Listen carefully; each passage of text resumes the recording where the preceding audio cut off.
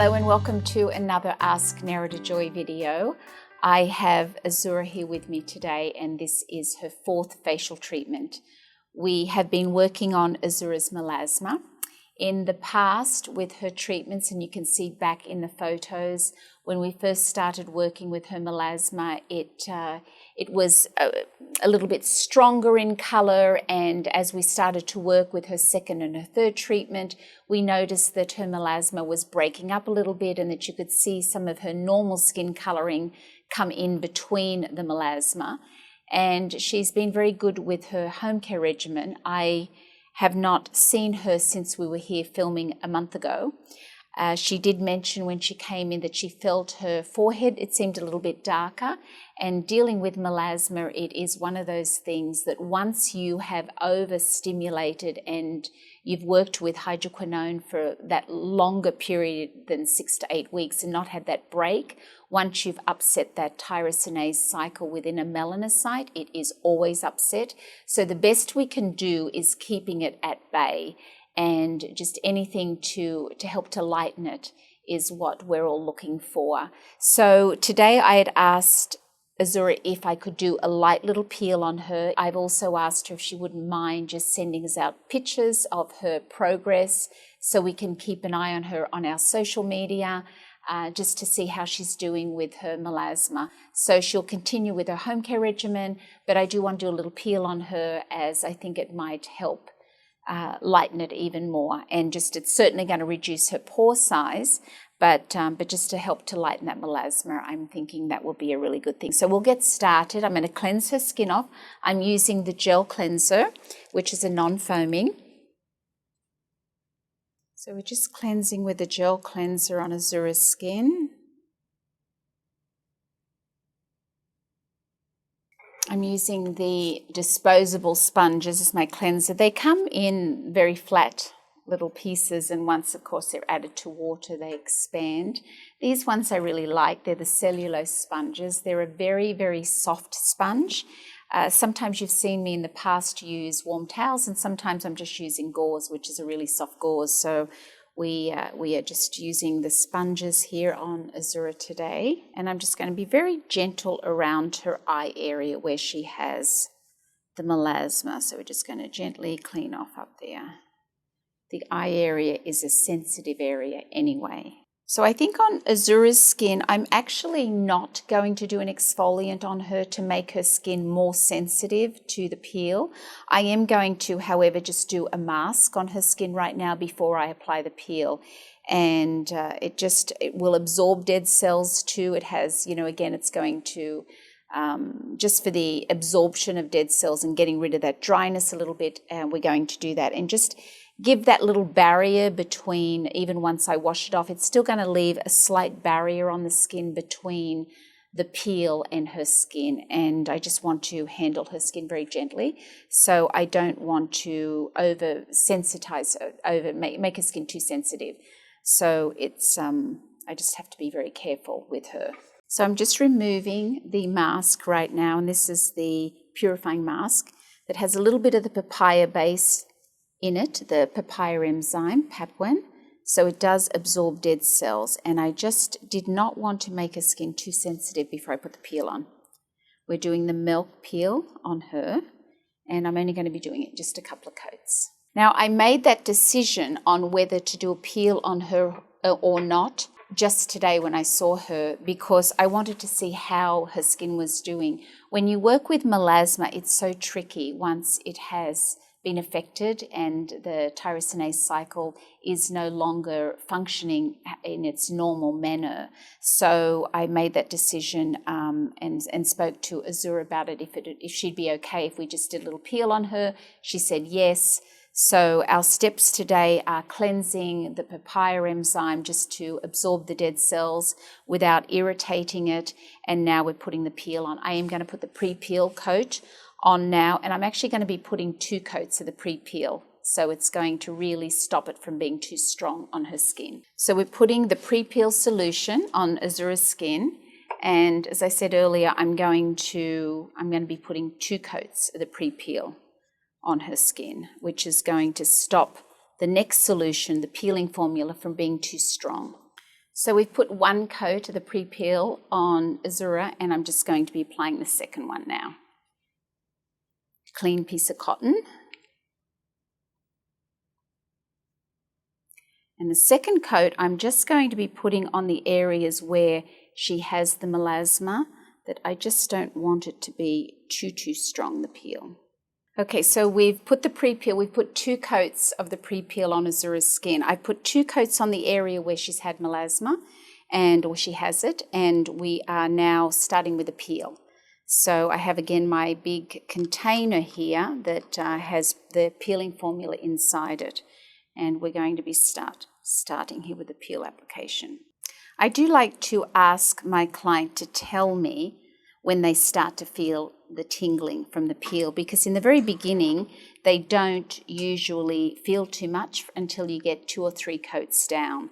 So because I'm not going to go too strong on Azure's skin, I'm not expecting that she's going to feel a whole lot.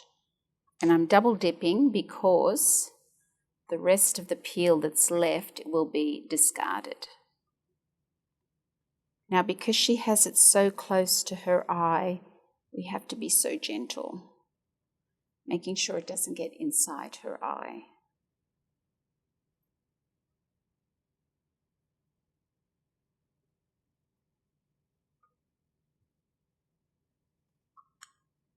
My new beauty little fan here with beautiful Courtney on the cover. It's good not to fan when you're putting the peel on in between, for it to be going the whole time when you're applying it, because it dries up the alcohol, and it's really important that you are not fanning it while you're applying it. And I don't like to use a fan a lot because of that anyway, so I'm just doing a little bit in between here. Coat number 2 of the peel. So we're just going to wait for it to dry for a little bit more before I put the next coat on. Are you feeling anything? You are starting to feel it a little bit? Yeah. Yes, okay. And where are you feeling it most? Are you feeling it by the eyes? Yeah. So we're going to do one more application on Azure, and then she will be good to go. I just wanted to do around her nose area as well, because that really shrinks the pore size. So once the pores are clean, it really helps to shrink them, which is so nice. I'm blanching up under the eye there, so I just want to do a little bit more here. So we've done and completed 4 coats on Azure's skin. You can see she's blanching up around her eyes, which is a more sensitive area. She's also a little bit pink, and that's all we're going to do, 4 coats on her. So the great thing about the peeling formula, and a lot of the different peels out there, it's all by application. So you can do as little as 1 or 2 coats, which won't do an abundance, but some skins that's perfectly fine for. Or you can do as many coats as you need to, and I know people that do 20 coats or 25 coats of peel. When you're dealing with scarring and acne, scarring that's so deep, and it's really, it's important to do stronger peels that really helps the levels of the skin in being able to get to the very deep levels and really helping heal those pitted scars. So you can improve somebody's skin, as we saw back in Kelly's video with scarring, just how much you can improve with the peel. So the peel is a really great it's a great product to have on your trolley. So Azure is all done there now. I'm going to be removing just the excess with some cold water, and I'm going to be putting healing gel on her to go home. I do ask that people do not spend time outdoors too much in the sun when the peel, especially when their skin starts to physically peel, because then it is a much more sensitive skin, the new skin that comes up. So you want to make sure that you've really got a good sunscreen on. And when you start to peel, you don't want to be just putting a bunch of sunscreen on it either, because the idea of it peeling is what is really important. So that physical peel is important for pore size, it's important for scarring, and it's important for pigment. So you want to make sure that the actual peeling motion happens. So it's better to keep the skin a little bit drier, let it go through its peeling cycle pretty quickly. Don't go using different products on it too much. that maybe could burn the skin. You want to keep it really simple, and just for the next few days, Azure will be just cleansing and using healing gel on her skin. And when outdoors, she'll put on a sunscreen. But then when she comes back from outdoors, she'll wash that off and put on her healing gel again. Once she starts to peel, she can start introducing her products back into her skin, and that will be perfectly fine, but nothing too strong for the next 7 to 10 days, meaning no AHAs and no retinols for the next 7 to 10 days. So we are just removing the very excessive layer that's left on top. The peel feels a little bit oily to the touch almost. You can't wash it off. It doesn't wash off even though I'm doing this. So for you Esties out there using it, if you get it on your hands, it doesn't wash off. It actually goes in to that skin having resorcinol in it. It will make it a physical peel. So her skin's a little red right now. I know she's burning a little bit because this is what happens when you add a little water to it. I'm going to be putting healing gel on her skin, and this is how she's going to go home. I'll put a little bit of eye cream or eye gel very close to the eye area as well. I don't want to get it near the peel, so it's going to be super close to her eyes, that eye gel. And I'm just going to put a big dob of the healing gel right up by her eye and let it soak in,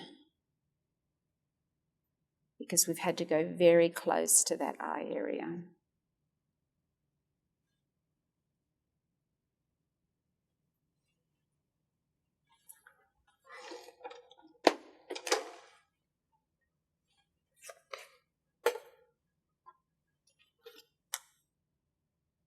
Tiny bit of eye gel, and I'm actually starting from the inside of the eye and just working just a little bit.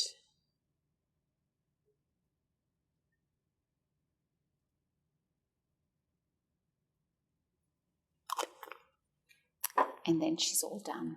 So we've finished Azure's treatment now. This was, again, a shorter treatment. This is her last treatment. Her skin is very clean. She's a little pink right now. You can see from when she came in. We have asked Azure if she would please send us pictures so that we can see how her skin is doing. And we're coming into the summer here, so it's going to be tricky. She's got to be be really diligent about her sunscreen, putting it all over her face, going back and putting a second application on over top of it. You know, sunscreens are very tricky. You want to make sure that you get a good sunscreen that has an SPF 50 at least in it. When you have melasma, you want to make sure it's your physical blocks. It's got your titanium and zinc inside it. The more layers you put on, the better. And just every sunscreen, even if you have a total sunscreen's about a 93% sun filter. It does still have to be reapplied to maintain that SPF. Some say as much as every 20 minutes to maintain whatever the SPF is on the jar, the container.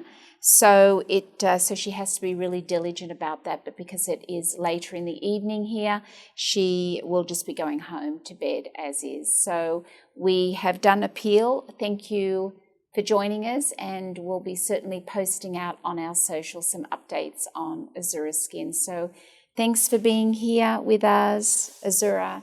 Thank you for going through our melasma videos, and we'll be back to see you again soon, everyone. Bye.